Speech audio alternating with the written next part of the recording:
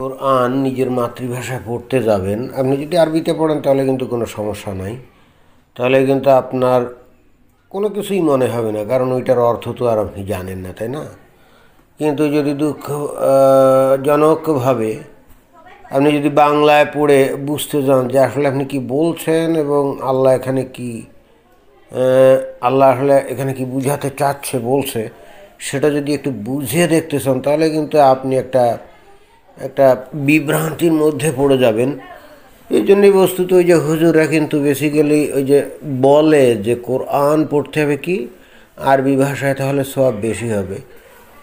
সুতরাং সওয়াবের আশায় তো এটা নিজ মাতৃভাষায় পড়াটা তো আসলেই আর উৎসাহের বিষয় থাকে না, তাই না?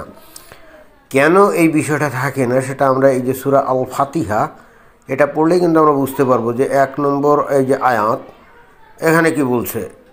সর্বপ্রথমে জানতে হবে যে আচ্ছা, আমরা কিছুই না জেনে আমরা পড়া শুরু করলাম যে কোরআন আসলে কার বাণী কী ইত্যাদি বৃত্তান্ত আমরা কোনো কিছুই আমরা জানি না। না জেনে যদি আমরা পড়া শুরু করি তাহলে দেখেন কি ঘটনাটা ঘটে। সূরা আল ফাতিহার 1 নম্বর আয়াতে বলছে যে শুরু করছি আল্লাহর নামে, যিনি পরম করুণাময় অতি দয়ালু। যাবতীয় প্রশংসা আল্লাহ তাআলার, যিনি সকল সৃষ্টি জগতের পালন কর্তা, যিনি নিতান্ত মেহেরবান ও দয়ালু, যিনি বিচার দিনের মালিক। আমরা একমাত্র তোমার ইবাদত করি এবং শুধুমাত্র তোমারই সাহায্য প্রার্থনা করি। আমাদেরকে সরল পথ দেখাও সে সমস্ত লোকের পথ যাদেরকে তুমি নিয়ামত দান করেছ, তাদের পথ নয় যাদের প্রতি তোমার গজব নাজিল হয়েছে এবং যারা পথভ্রষ্ট হয়েছে। রাইট? তো এই যে আমরা পড়লাম, তাহলে এখানে আমরা কি দেখলাম? শুরু করছি আল্লাহর নামে, তার মানে বুঝাই যাচ্ছে কিছু লোক আল্লাহর কাছে প্রার্থনা শুরু করছে আর কি।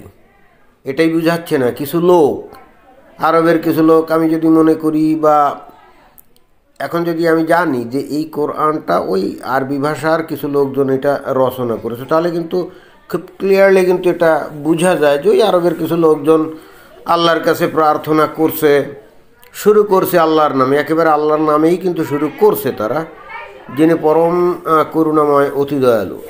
যাবতীয় প্রশংসা আল্লাহ তাআলার, যিনি সকল সৃষ্টি জগতের পালনকর্তা। তাহলে এই বিষয়গুলো একেবারে পরিষ্কার বোঝা যাচ্ছে যে ওই আরবের কিছু লোক আল্লাহর নামে এটা শুরু করছে। শুরু করে তারপরে কি বলছে? যে এখানে বলছে যে আমরা একমাত্র তোমার ইবাদত করি। যে এখানে পরিষ্কার, অর্থাৎ আমরা কারা? ওই আরবের কিছু লোকজন, তাই না? শুধু তোমারই সাহায্য প্রার্থনা করি, অর্থাৎ আল্লাহর কাছে ইবাদত বন্দেগী করে তার সাহায্য চাচ্ছে। এবং তারপরে বলছে যে আমাদেরকে সরল পথ দেখাও, এবং আল্লাহর কাছে বলছে যে আমাদেরকে সরল পথ দেখাও, তাই না? মনে করেন যে কোরআন আল্লাহর বাণী কিনা অথবা কি বৃত্তান্ত কে বা কারা লিখছে কোনো কিছুই আমি জানি না, না জেনে আমি পড়লাম। পড়ার পরে আমার কি ইমপ্রেশনটা হবে? বা যে কেউ যদি পড়ে তার যদি মানে ন্যূনতম কমন সেন্স থাকে, তাহলে সে মনে করবে যে এইটা কিছু লোক যারা আল্লাহকে বিশ্বাস করে তার কাছে প্রার্থনা করছে। রাইট?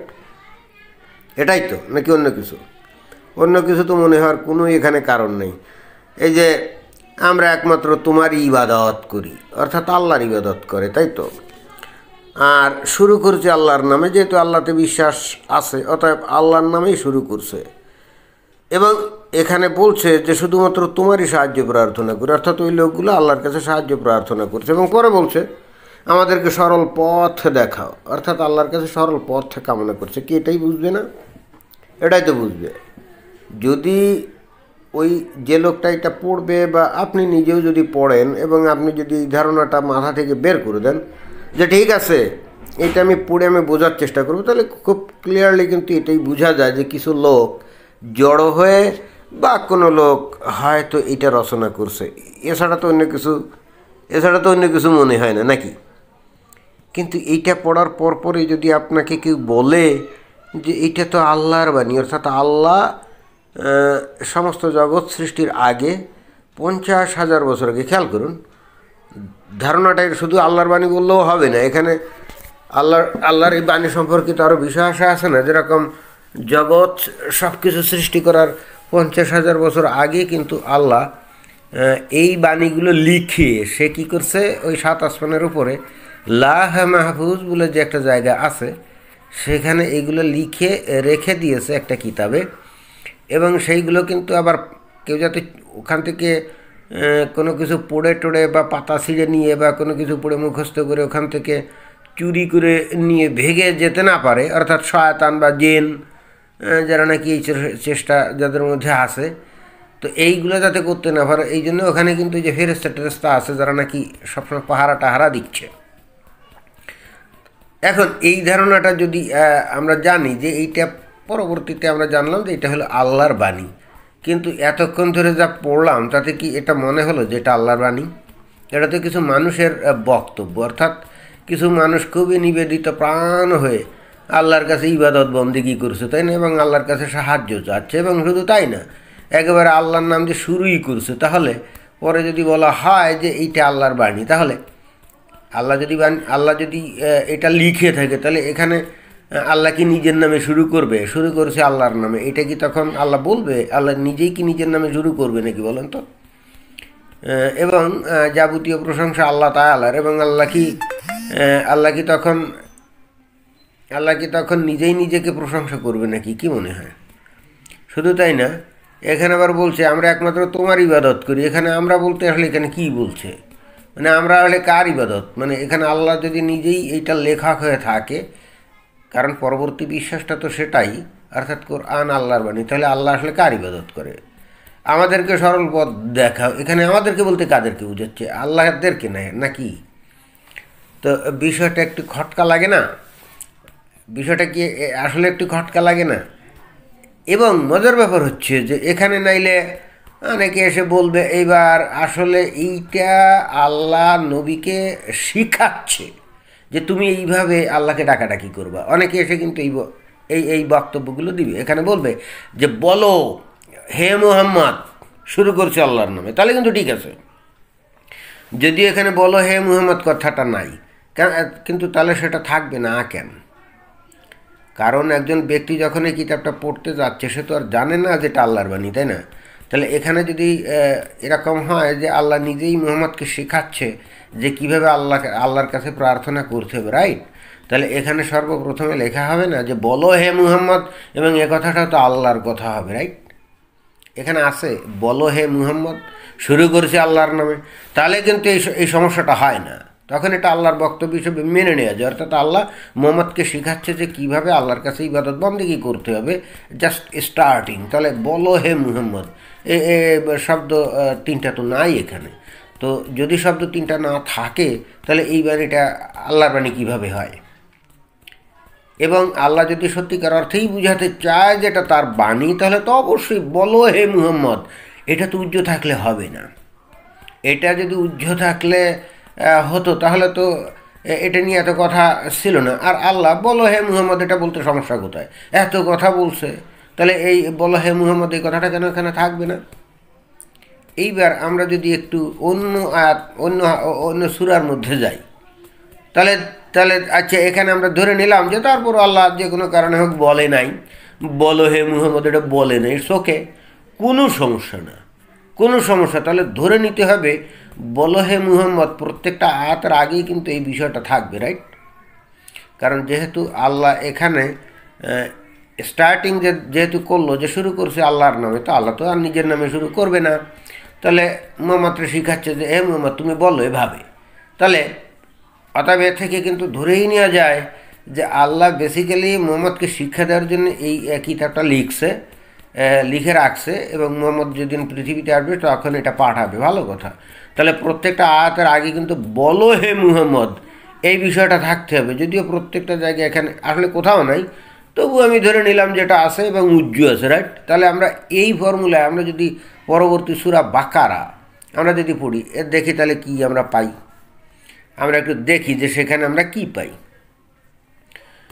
তো বলো হে মুহাম্মদ, এই যে সূরা আল বাকারায় আমরা চলে আসলাম, এখানে আমরা পড়লাম যে বলো হে মুহাম্মদ। আমি কিন্তু সব জায়গায় ধরে নিব যে বলো হে মুহাম্মদ আছে, যদি উজ্জ্ব আছে কিন্তু আমি ধরে নেব, কারণ নবীকে শেখানো হচ্ছে, রাইট? বলো হে মুহাম্মদ আলিফ লাম মিম, মানে আলিফ লাম মিমের অর্থ কী বলে হে মুহাম্মদ, এটা তো ওই যে রবীন্দ্রনাথের সেই হিংটিং শটের মতো হয়ে গেল না? অথবা আমরা ছোটোবেলা দেখতাম যে কাউকে সাপে কামড়ালে ওই সাপুড়েরা এসে এক ধরনের মন্ত্র পাঠ করতো। তো এইগুলো কি মাথা মুন্ডু পাঠ করতো আমরা তা জানি টানি না। অর্থাৎ অর্থহীন কিছু বক্তব্য টক্তব্য, ওই যে হিংটিং শটের মতো আর কি। বলে হে মুহাম্মদ আলিফ লাম মিম, মুহাম্মদও বললো আলিফ লাম মিম। এটা আসলে কী অর্থ করে? 2 নম্বর বলছে যে এই সেই কিতাব যাতে কোনোই সন্দেহ নেই পথপ্রদর্শনকারী পরহেজগারদের জন্য। এটা কেমন কথা?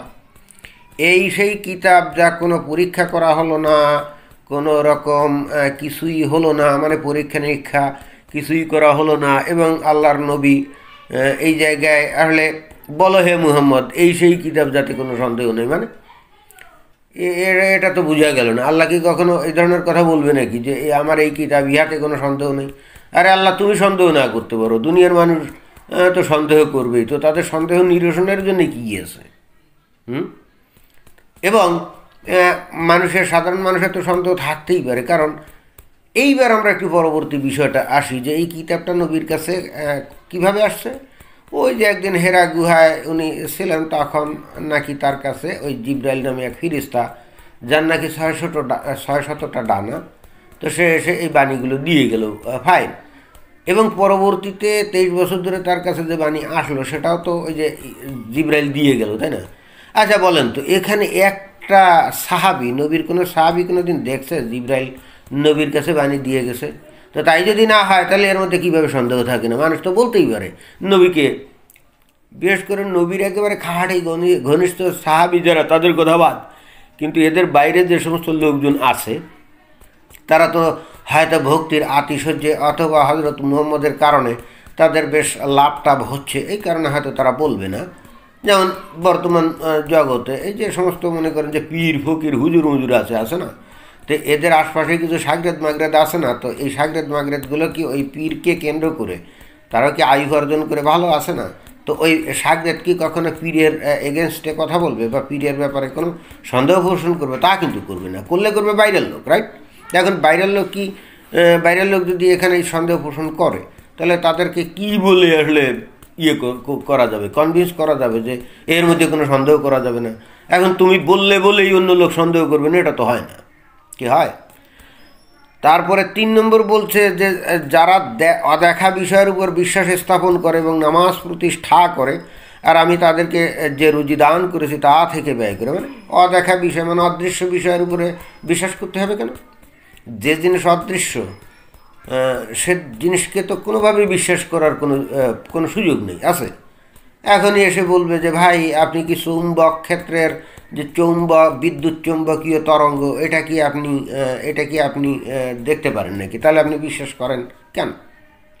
বাতাসও তো আপনি দেখেন না, তাহলে আপনি বিশ্বাস করেন কেন? মানে এই সমস্ত স্থূল টাইপের উপমা কিন্তু দেয়, এবং গ্রামের সহজ সরল মানুষ কিন্তু এই ধরনের স্থূল উপমায় কিন্তু তার কিন্তু কনভিন্স হয়।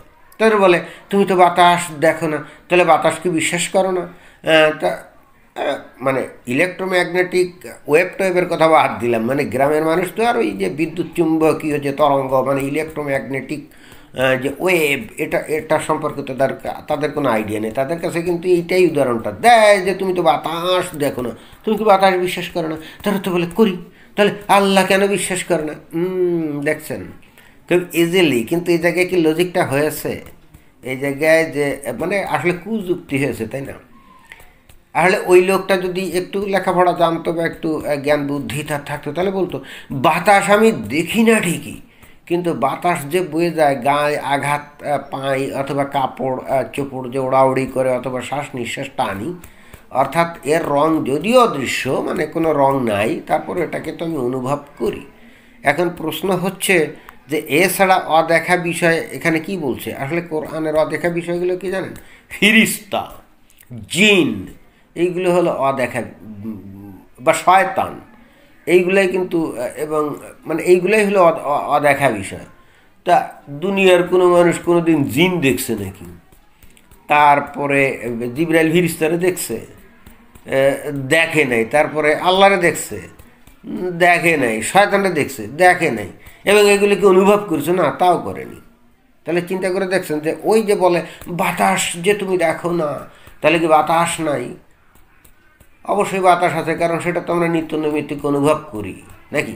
এবং বাতাসের মধ্যে কি উপাদানটা আছে এগুলো আমরা বিজ্ঞানাগারে এমনকি কিছু বাতাস আটকে নিয়ে সেগুলো কিন্তু কেমিক্যাল রিয়াকশনের মাধ্যমে বা কেমিক্যাল নানাবিধ পরীক্ষা নিরীক্ষার মাধ্যমে আমরা জানতেও পারি যে বাতাসের মধ্যে আছে অক্সিজেন, নাইট্রোজেন, কার্বন ডাইঅক্সাইড, জলীয় বাষ্প ইত্যাদি। এগুলো তো বাইরও করা যায়। তাহলে যে জিনিস আমি অনুভব করি, যে জিনিস পরীক্ষাগারে বিশ্লেষণ করে যার উপাদান নির্ণয় করা যায়, সে জিনিস তো পরীক্ষিত সত্য হয়ে গেল, সেখানে তো আর অবিশ্বাসের তো প্রশ্নই ওঠে না। এখন এই বাতাস তো অদৃশ্য, এই জন্যে কি বাতাস নাই? তো এই যুক্তি দিয়ে আল্লাহও তো অদৃশ্য, তাই বলে কি আল্লাহ নাই? এটা কি প্রমাণিত হয়? কেউ কোনো দিন আল্লাহরে কোনো জায়গায় ধরে পরীক্ষা নিরীক্ষা করে দেখছে যে সে কি উপাদানে তৈরি? না, দেখে নাই। জিন অথবা ফিরিস্তা অথবা শয়তান, এগুলোও তো দেখা যায় না, তাহলে এগুলো কি নাই? আচ্ছা, বুঝলাম। তাহলে ওই অনুযায়ী ব্যাখ্যা বিশ্লেষণ যদি আমরা করি, মানে পরীক্ষা নিরীক্ষা করি, তাহলে কি কেউ কোনো দিন জিন ধরে দেখাতে পারছে অথবা ফিরিস্তা ধরে দেখাতে পারছে? অথবা ধরে দেখানোরও দরকার নেই, তারা যে কোনো কাজ করছে বা কোনো প্রভাব বিস্তার করছে ইত্যাদি কি কোনো দিন কোথাও দেখাতে পারছে? না, দেখাতে পারে না। তাহলে ওই ওই ওই যুক্তি তো এখানে হয় না। সাধারণ মানুষ অনেকে বুঝে না বলে ওই যুক্তি বলার সাথে সাথেই কিন্তু তারা কনভিন্স হয়ে যায়। 4 নম্বরে বলছে যে যারা বিশ্বাস স্থাপন করেছে সেসব বিষয়ের উপর যা কিছু তোমার প্রতি অবতীর্ণ হয়েছে। যা কিছু তোমার প্রতি অবতীর্ণ হয়েছে মানে মানে এই তুমিটাকে এবং সেসব বিষয়ের উপর যা তোমার পূর্ববর্তীদের প্রতি অবতীর্ণ হয়েছে, আর আখেরাতকে যারা নিশ্চিত বলে বিশ্বাস করে। দেখেন, এখানে তোমার প্রতি অবতীর্ণ হয়েছে, এই জায়গায় এই যে তোমার প্রতি অবতীর্ণ বলতে আসলে কী বুঝাচ্ছে, কার প্রতি? এখানে কি আয়াতের এই মানে কোরআনের যে কোরআনের যে এই সূরা, তার সর্বপ্রথমেই কি এখানে মুহাম্মদের নাম উল্লেখ থাকবে না? হে মুহাম্মদ, তোমাকে আমি নবী হিসাবে দুনিয়াতে প্রেরণ করেছি এবং এখন আমি তোমার কাছে এই কিতাব প্রেরণ করেছি বা করছি, হে মুহাম্মদ বলো, এইভাবেই বলবে না? তো এখানে এই যে তোমার প্রতি অবতীর্ণ হয়েছে, মানে এই কোরআন পড়ে তো বোঝা যাচ্ছে না যে আসলে কার প্রতি অবতীর্ণ হয়েছে, বোঝা যাচ্ছে? হ্যাঁ, এখন এসে বলবেন না এইটা বোঝা যাবে কি যাবে না, এটা আপনি বুঝলেন কি করে, এটা তো নবীর কাছে আবির্ভূত। ভালো কথা, তাহলে একেবারে কোরআনের সর্বপ্রথম যে আয়াত, ওই সূরা, একেবারে সর্বপ্রথম যে সূরা, তাহলে সেখানে মোহাম্মদের নাম উল্লেখ করে বলবে, হে মোহাম্মদ, তোমাকে অদ্য হইতে নবী হিসাবে গণ্য করিলাম এবং তোমার কাছে আমি কিতাব প্রেরণ করিলাম। এইবার তাহলে আমরা সেই প্রথম সূরাটায় যাই, সূরা আলাক, রাইট? আমরা একটু সূরা আলাকে চলে যাই।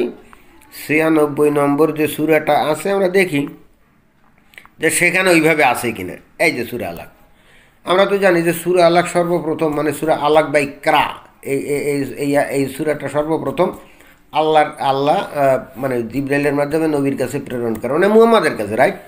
তাই এই যে আমরা চলে আসছি সূরা আলাক। দেখেন, 1 নম্বর বলছে পাঠ করুন আপনার পালনকর্তার নামে যিনি সৃষ্টি করেছেন। তো পাঠ করুন মানে কে পাঠ করবে? এই জায়গায় কে পাঠ করবে? এই জায়গায় তো বলা হচ্ছে না যে হে মুহাম্মদ পাঠ করুন, বলছে না, বলে নেই। তাহলে এটা যে মুহাম্মদরে বলছে তার প্রমাণটা কি? এটা যে এতক্ষণ বুঝছেন আমি আসলে কোন পয়েন্টে আমি যাওয়ার চেষ্টা করেছি। এইটা যে মুহাম্মদের কাছেই বলা হচ্ছে, কারণ এটাই কিন্তু শুরু। কোরআনের আয়াত বা সূরা নবীর কাছে যে সর্বপ্রথম আসলো, এটাই শুরু না? তাহলে এটাই যদি শুরু হয়, তাহলে সর্বপ্রথমে এই মুহাম্মদের নামটা উল্লেখ থাকবে না যে এ মুহাম্মদ পাঠ করুন? তাহলে তো মানুষ বুঝতো যে মুহাম্মদ নামে এক ব্যক্তি যার কাছে আল্লাহ এই এই এই বাণীটা পাঠাচ্ছে নাকি। কিন্তু এখানে এটা পড়ে বোঝার কোনো কায়দা আছে? তার মানে ডিরেক্টলি কোরআন পড়ে বোঝার কোনো কায়দা আছে এটা মুহাম্মদ নামের কোনো একজন নবীর কাছে এটা পাঠিয়েছে? দেখুন, আমরা পুরো সূরাটা পড়ে দেখবেন যে কোথাও মুহাম্মদের নাম নেই। পাঠ করুন আপনার পালনকর্তার নামে যিনি সৃষ্টি করেছেন মানুষকে জমাট রক্ত থেকে, বুঝছেন? পাঠ করুন আপনার পালনকর্তা মহান দয়ালু, যিনি কলমের সাহায্যে শিক্ষা দিয়েছেন মানুষকে যা সে জানতো না। সত্যি সত্যি মানুষ সীমা লঙ্ঘন করে, এ কারণে যে সে নিজেকে অভাবমুক্ত মনে করে। নিশ্চয়ই আপনার পালনকর্তার দিকেই প্রত্যাবর্তন হবে। আপনি কি তাকে দেখেছেন যে নিষেধ করে এক বান্দাকে যখন সে নামাজে পড়ে আপনি কি তাকে দেখেছেন, মানে কাকে? এখানে এখানে নামটা বলবেন না যে অমুককে। আপনি কি অমুককে দেখেছেন যে নিষেধ করে? এখানে হয়তো আবুল আহাব বা এই ধরনের আবুল আহাব বা আবু জেহেলের কথা বলছে, তাই না? আমরা এখন জানি আর কি, যেহেতু এগুলো চর্চা করি তবে আমরা জানি। কিন্তু এটা যদি আমি কোনো কিছু না জেনেই আমি পড়া শুরু করি, তাহলে এখানে আপনি কি তাকে দেখেছেন মানে আপনিটাকে, আপনি আপনি মানে কে? এখানে কোনো আপনি মানে কে এটা তো বোঝা যাচ্ছে না। তাকে দেখেছেন, কাকে? কোনো অর্থ আছে এগুলোর? এক বান্দাকে যখন সে নামাজ পড়ে, আরে ভাই এক বান্দা মানে কোন বান্দা? আমরা তো জানি না। আপনি কি দেখেছেন যদি সে সৎ পথে থাকে? কে আসলে কার কথা বলছে? অথবা খোদা ভীতি শিক্ষা দেয়, আপনি কি দেখেছেন যদি সে মিথ্যারোপ করে মুখ ফিরিয়ে নেয়? সে কি জানে না যে আল্লাহ দেখেন? কে জানবে? আল্লাহ দেখে কে জানবে? কখনোই নয়। যদি সে বিরত না হয় তবে আমি মস্তকের সামনের কেশগুচ্ছ ধরে হ্যাঁসড়া বই। এই যে দেখেন, এতক্ষণ ধরে আমি মস্তকের সামনের কেশগুচ্ছ ধরে হ্যাঁসড়া বই। হ্যাঁসড়া বই মানে আমি মানে কি? আল্লাহ, রাইট? এখানে বলো হে মুহাম্মদ। এখন আমরা যদি সূরা ওই যে ফাতিহাতে যাই, সেখানে শুরু করছি আল্লাহর নামে, তাহলে এই জায়গায় বিষয়টা কী দাঁড়ালো? এতক্ষণ শুরু করছি আল্লাহর নামে, মুহাম্মদের মুখের জবান অনেকটা যে আমি তোমার কাছে আশ্রয় প্রার্থনা করি, তোমার কাছে সাহায্য প্রার্থনা করি। এটা তো মুহাম্মদের বক্তব্য হতে পারে, রাইট? বা সাধারণ পাবলিকের বক্তব্য হতে পারে। পট করে এসে এখানে আমি মস্তকের সামনে কেশগুচ্ছ ধরে হ্যাঁসড়া বই। চিন্তা করে দেখেন, এইবার কিন্তু আল্লাহ এসে নিজে বলছে আমি। এতক্ষণ কিন্তু সে বা তুমি হয়ে যাচ্ছিল, এতক্ষণ কিন্তু আল্লাহ ছিল তুমি, তাই না? আমি তোমার কাছে মানে সাহায্য চাই, আমি তোমার ইবাদত করি। এখানে তুমি ওই যে সূরাত যে ফাতিহা, সেখানে এই যে তুমি ছিল কে? আল্লাহ। আর এখন কিন্তু আল্লাহর এইবার আমিতে চলে আসছে, দেখছেন? অর্থাৎ পার্সন চেঞ্জ হয়ে গেছে। এখন কিন্তু আর বলো হে মোহাম্মদ এই জিনিসটা আর হবে না। যেমন আমি যদি 15 নম্বরের প্রথমে যদি বলো হে মোহাম্মদ ধরি, বলো হে মোহাম্মদ কখনোই নয় যদি সে বিরত না হয়। তবে আমি মস্তকের বলো হে মোহাম্মদ হয়ে গেলে আমিটা কিন্তু মোহাম্মদ হয়ে যাবে, রাইট? অদ্ভুত বিষয় হয়ে গেল না? প্রথম সূরা ফাতিহার বিষয়টাতে যদি আমরা বলো হে মোহাম্মদ ধরি, তখন তার একটা অর্থ হয়। বাট তাহলে কোরআনের প্রত্যেকটা আয়াতের ক্ষেত্রে প্রথমে ওই যে বলো হে মোহাম্মদ এটাই তো আসবে নাকি? এখন যদি আমি এই কখনোই নয় যদি সে বিরত না হয় তবে আমি, তাহলে বলো হে মুহাম্মদ হলে তাহলে মুহাম্মদ তো আমি হয়ে যাবে, রাইট? পাপাচারী পাপীর কেশগুচ্ছ, অতএব সে তার সভাসদদের আহ্বান করুক। কে তার সভাসদদের আহ্বান করবে বলেন? আমিও আহ্বান করব জাহান্নামের প্রহরীদেরকে, মানে আমিও, এই যে আমি বলো হে মুহাম্মদ আমিও। তাহলে মুহাম্মদ বলছে আমিও আহ্বান করবো, তাহলে এখানে আমি কে? মুহাম্মদ হয়ে যায় না? মানে এখানে আল্লাহ আর মুহাম্মদের মধ্যে আসলে দেখছেন যে অলওয়েজ কিন্তু একটা এই এখনই হয় মুহাম্মদ বলছে, এখনই আল্লাহ বলছে, এখনই মুহাম্মদ বলছে, এখনই আল্লাহ বলছে। অর্থাৎ এই জায়গায় আমি আর মুহাম্মদ এই দুইজন একই ব্যক্তিত্ব যদি না হয় তাহলে এটার কিন্তু কোনো অর্থই করা যাবে না, এক। আর নাম্বার দুই, এরকম কেন হয়েছে জানেন? কারণ হচ্ছে যে বা যারাই লিখছে, একজন বা কিছু লোক একত্রিত হয়ে একসাথে লেখে নেই। একসাথে যদি এটা লিখতো মানে অ্যাট এ টাইম, মনে করেন যে আমরা যেটা জানি যে উসমান 3 সদস্যের একটা কমিটি করে দিল কোরআন সংকলনের, তো 3 সদস্য বসে অ্যাট এ টাইম লিখে গেছে, মনে করেন যে কয়েক মাস ধরে শুরু করে শেষ করে ফেলছে। বিষয়টা হলে তা হয়নি। অর্থাৎ কিছু লোক কিছু লিখছে, এর পরে এসে বাকি লোক বাকি অংশ লিখছে, এরপরে হয়তো বেশ কিছু কাল পরে অন্য লোক অন্য কিছু লিখে এর মধ্যে ঢুকিয়েছে। ঠিক সেই কারণেই তারা এই যে আমি তুমি সে, আমি তুমি সে, এই যে আল্লাহকে এই যে আমি তুমি সে, এই বিভিন্ন ওই সর্বনামে চলে গেছে আর কি। যদি এটা একক কোনো ব্যক্তিত্ব লিখতো অথবা একক কোনো কমিটি এটা যদি লিখতো from the beginning to end, তখন কিন্তু এই সমস্যাটা হতো না। এর দ্বারা যে বোঝা যাচ্ছে যে আসলে এরা অনেক ক্ষেত্রে মুহাম্মদ আর আল্লাহর মধ্যে তফাৎ তৈরি করতে পারে নাই। মানে তারা যিনি মুহাম্মদ তিনি আল্লাহ, জিনিসটা এর মধ্যে অলরেডি চলে আসছে, এক। আর নাম্বার দুই, যখন আপনি কারো বই সম্পাদন করতে যাবেন তখন মানে আপনি যদি এখন যেহেতু চালাক মানুষ অনেক শিক্ষিত, অতএব এখন হয়তো এগুলোকে আপনি হয়তো অ্যাভয়েড করতে পারবেন। বাট ওই 1400 বছর আগে কোরআন যখন সংকলিত হয় তখন তারা এত শিক্ষিত হয়েছিল না, লেখাপড়া তো জানতো না। আর এটাকে তারা যে যেমন মন চায় সেইভাবে বক্তব্যগুলো লিখে এর মধ্যে ঢুকিয়ে ফেলছে। সেখানে তারা ওই কোনটা যে মানে সে মানে আল্লাহ বলতে একবার তারা বুঝাচ্ছে তুমি, আল্লাহ বলতে একবার বুঝাচ্ছে আমি, আল্লাহ বলতে একবার বুঝাচ্ছে সে, এরকম। অর্থাৎ first person, second person and third person পুরো এখানে মেসিং আপ করে ফেলছে। এইটা তখনই সম্ভব যে কিছু অল্প শিক্ষিত লোকজন যদি এগুলা বিভিন্ন সময়ে বিচ্ছিন্নভাবে লিখে তারপরে একসাথে জোড়ায়, তখনই এটা সম্ভব। আশা করি আপনারা বুঝতে পারছেন। এবং এখান থেকে এখনও কিন্তু আমরা টেরই পেলাম না এই যে এই যেটা আমি বুঝাতে চাচ্ছিলাম যে সূরা আলাক, এটাই তো কোরআনের সর্বপ্রথম সূরা, রাইট? এখান থেকে আমরা বুঝতেই পারি না যে এটা মুহাম্মদের কাছে আসছে, রাইট? মানে দেখছেন যে এখানে এটা যদি সত্যিকার অর্থে মুহাম্মদের কাছেই আসতো এবং কোনো এক আল্লাহ প্রেরণ করতো, তাহলে তো সর্বপ্রথম মুহাম্মদকে অ্যাড্রেস করতো, রাইট? হে মুহাম্মদ, আমি তোমার কাছে এই কিতাব নাজিল করেছি, অর্থাৎ হে মুহাম্মদ বলো, পাঠ করুন আপনার পালন কর্তার নামে যিনি সৃষ্টি করছেন। বিষয়টা এরকম হতো না। কেন এই সূরা আলাক টেনে আনলাম? কারণ এটাই তো সর্বপ্রথম স্টার্টিং, মানে কোরআনের স্টার্টিং তো এটা দিয়ে। অর্থাৎ আল্লাহ সর্বপ্রথম জিবরাইলের মাধ্যমে তো মানে এই বাণীগুলোই পাঠাইছিল। তো এই বাণীগুলো যদি তার কাছে পাঠানো হয় তাহলে তাকে অ্যাড্রেস করে তো বক্তব্যটা থাকতে হবে, রাইট? বলো হে মুহাম্মদ অথবা হে মুহাম্মদ, এটা প্রথম থাকবেন। এবং তাহলে যে কোনো মানুষ এই বইটা খুলে বুঝতে পারতো যে এইটা মুহাম্মদের উদ্দেশ্যে আল্লাহ বলছে। কিন্তু এটা পড়ে কি বোঝার কোনো কায়দা আছে যেটা মুহাম্মদের কাছে আসছে? এখন এই বিষয়টা কেন চলে আসছে জানেন? আসলে কোনো এক ব্যক্তির কাছে যে এই বাণী আসছে বিষয়টা হলে তা না। বিভিন্ন সময় বিভিন্ন লোকজন যখন আল্লাহর বাণীর নামে কিছু রচনা করে তারা মানে সংকলন করতে গেছে, তখন তো এটা হয়ে গেছে, বুঝছেন? এবং এরও কিছুকাল পরে এসে এরা বস্তুত একটা লোকের নাম মোহাম্মদ দিয়ে তাকে যীশু খ্রিস্টের মতো কেন্দ্রীয় চরিত্রের মতো তুলে ধরার চেষ্টা করছে। অর্থাৎ কোরআন যখন এরা লিখছে তখন এরা জানে না যে এটা কোনো একজন কেন্দ্রীয় ব্যক্তি এর মধ্যে ঢুকিয়ে তাকে দিয়ে এই ইসলামের পতন ঘটাতে হবে। আসলে কোনো এক ব্যক্তি হয়তো বা আরবদেরকে একত্রিত করে বিভিন্ন জায়গায় আক্রমণ করে মনে করেন যে ওখানে একটা রাজ্য প্রতিষ্ঠা করে ফেলছে, আরব রাজ্য। কিন্তু তখন ওখানে ইসলামের কোনো নামগন্ধ ছিল না। কিন্তু পরবর্তীতে ওরা যখন বিভিন্ন জায়গায় আক্রমণ করে তাদের রাজ্যের পরিসর বাড়িয়ে ফেলছে এবং পরবর্তীতে যে ব্যক্তি এই একত্রিত করেছিল সে তো মারা গেছে।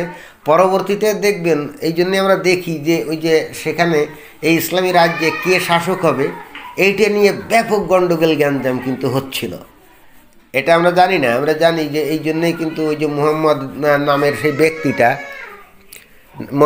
সেই ব্যক্তিটা তার মানে তাকে দাফন কাফনের জন্য দেরি হচ্ছিল। আপনি চিন্তা করে দেখছেন যে তারা আসলে কে ক্ষমতায় যাবে এটা নিয়ে গণ্ডগোল গ্যাঞ্জাম শুরু হয়ে গেছিলো, তাই না? এবং ইসলামের বিষয়টা তখনও আসেনি। এরপরে যখন মুয়াবিয়া যখন ক্ষমতা আসে সে আসলে ইসলামের বিষয় আদৌ তার কোনো মানে ভূমিকা আছে এটা অন্তত ঐতিহাসিক দৃষ্টিকোণ থেকে দেখা যায় না।